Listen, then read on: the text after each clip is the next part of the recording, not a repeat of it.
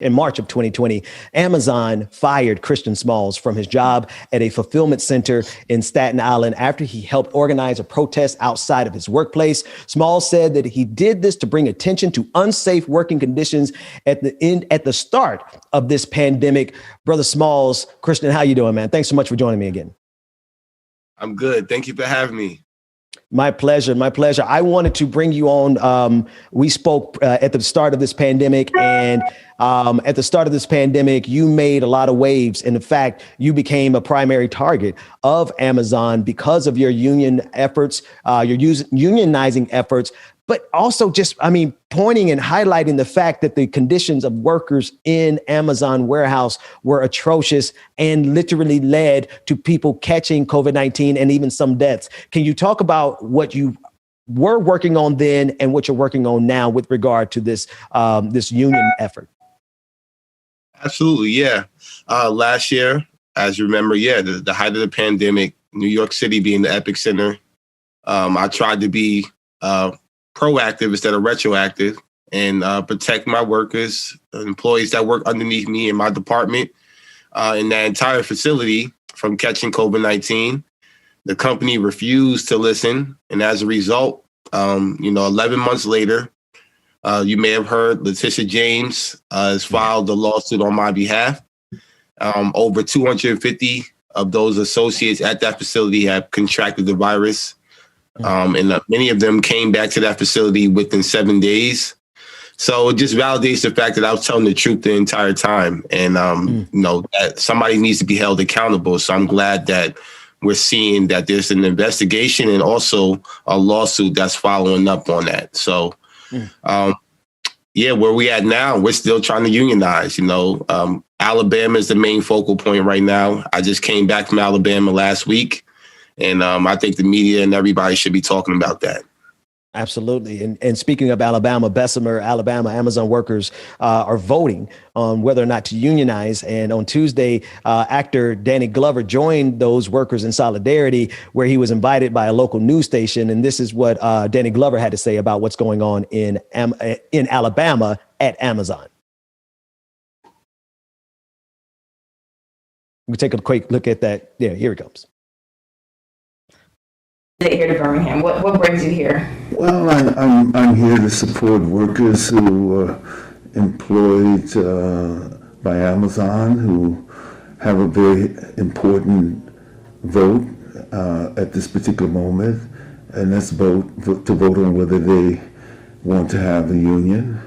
And I'm partial to that in the sense that I'm a big union supporter and certainly been a supporter an advocate for organized labor and unions since I was a child. My parents were union workers. My mother and father were at the United States Post Office all of their career, and each and every point of that, they were involved in the union as young adults until they retired. Wow. So this is somewhat personal for you, I guess, with trying to convince people.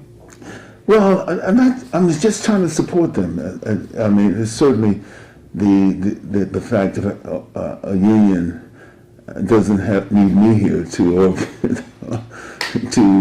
ordain or to champion its purpose.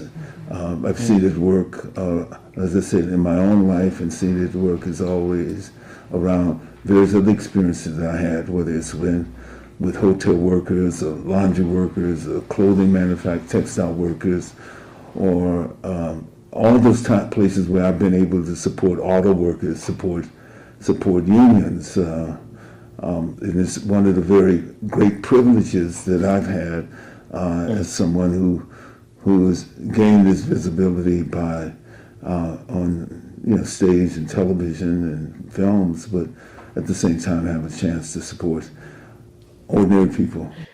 Christian, could you speak to the significance of what's happening in Alabama? Like you said, you were just there.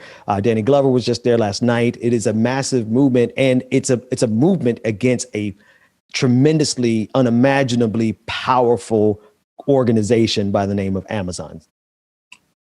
Absolutely. This is probably the most important union vote probably since the 1930s, since the Great Depression. There was an economic collapse then. Last year, we seen that with in 2020, and we're still living in this pandemic right now. And right now, we have an opportunity for the first time in American history to have an Amazon facility unionized. And I think it will galvanize the rest of the nation. I think this will be an uprising for all unions across the nation. So once again, I believe this is probably the most important union vote on the table since the 1930s. And I think it's really important. It's just, if it's successful, that we can also use this news to galvanize and organize facilities all across the nation, which I plan to do. So I'm hoping that I have good news once the union vote is closed. I want to bring my co-host Rebekah Azor into the conversation because, you know, as I look at what you're doing, man, and the fact that you personally have been a target of Amazon, right? The first thing they did was fire you. And then the next thing they did was a PR campaign against you. And you had to get help from the people. The people had to step in and speak to that real quick for me. Yeah, that's exactly what happened. You know, a week after I was fired, you know, Jeff Bezos and his top general counsel, you know, tried to run a smear campaign, calling me not smart or articulate. And ironically, make me the whole face of the unionizing efforts. So, yeah, that's exactly what I did. I founded an organization. I traveled the country for the last 11 months with my organization, protesting at every single one of Jeff Bezos' mansions. And here we are. We're still fighting. And one thing I learned from Amazon, a principle was called see, own it, and fix it. And I saw the issue last year, and I owned up to it. And I hopefully, when it's all said and done, I fix some type of issues that we had with that company systemically. So that's what I'm here for the long haul.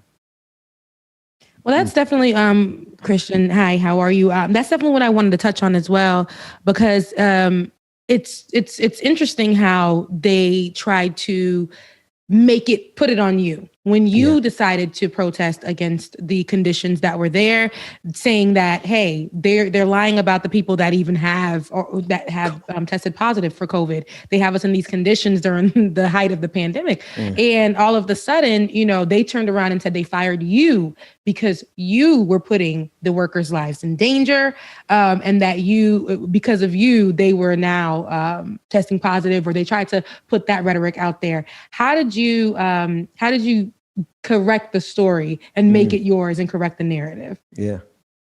I continue to tell the truth. You know, the truth will set you free. And I told the truth from the beginning.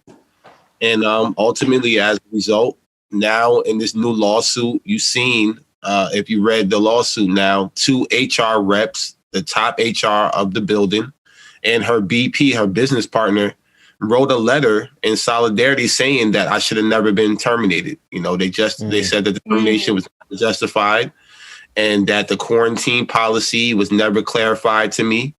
And also, I never returned inside the facility when I protested. I was outside the entire time. So, again, I told the same story from the beginning. And now it's starting to come to the light. You know, the truth is coming out there.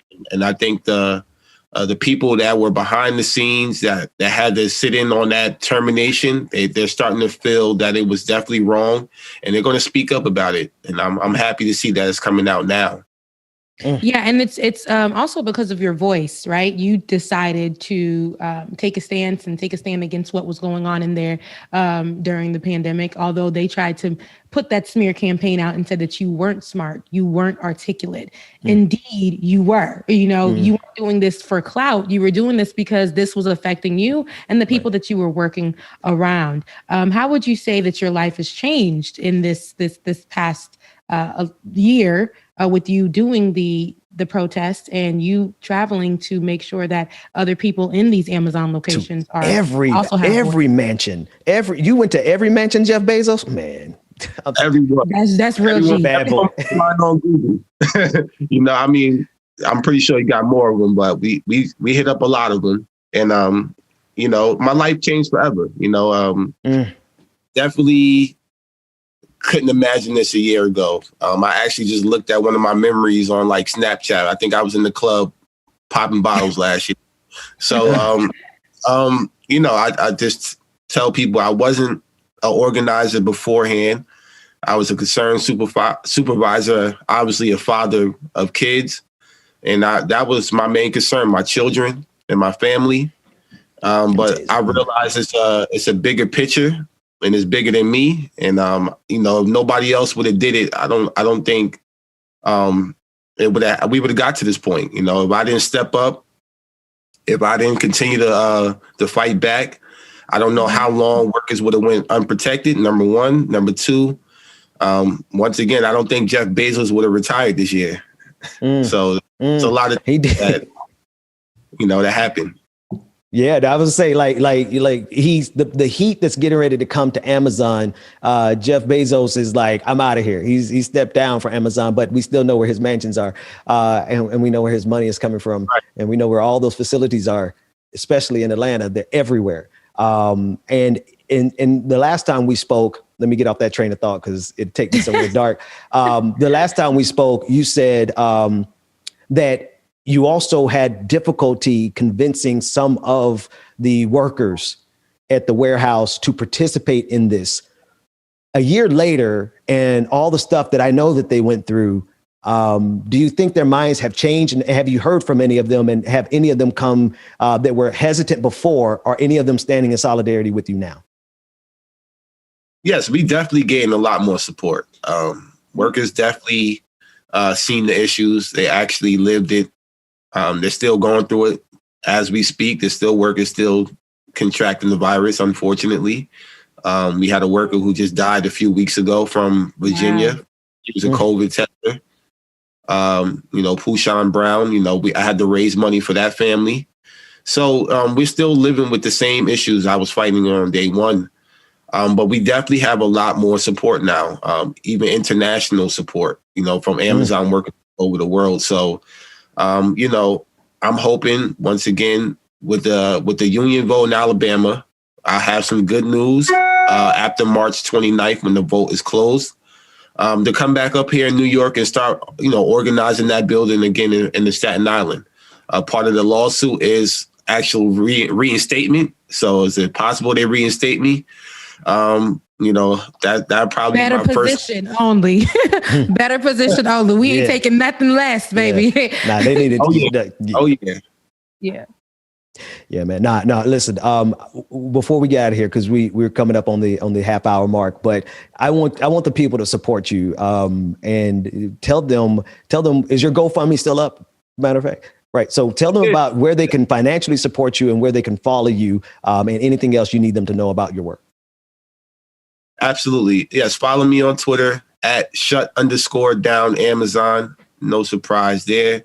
My organization at TCOEW on Facebook, Instagram, and Twitter at TCOEW. The GoFundMe is on my Instagram page. In the link is in the bio, Chris.Smalls_. Yeah. Christian Smalls, brother, thank you so much. I just want to say this while you're on air, before we turn it over to the DJ to take us out of here. Rebekah, if you want to get the last word, obviously it's your show. I'm just filling in. But man, one thing that I came to terms with over this pandemic was that the revolution will not be led by podcasters. It won't be led by YouTubers. Ain't going to be led by people like me. It's going to be led by brothers and sisters and non-gender conforming individuals like you who are actually out there with your lives on the line right now in this moment, delivering packages to the rest of us privileged people who have the luxury of staying this pandemic at home. So I salute you, brother, in solidarity. And also, Christian, like I said, they tried to count you out. It's just the theme for the week. Today, they tried to literally count you out, they tried to count you out back at that time, and you were just a supervisor that was concerned, but you pulled back up and you was like, well, who ain't smart? Who's not articulate? I'm fighting for people. I'm doing my thing. And you just been winning ever since. But the fact that you're doing it, by helping people, that is the biggest part to me. And when you are genuine like you, it's going to keep on coming. Like your heart is really, truly there. And I think that's why it's important that people see this and they support you. It's just going to grow, and more power to you, brother. More power to you. Yeah. Thank you so much. I appreciate it. Solidarity.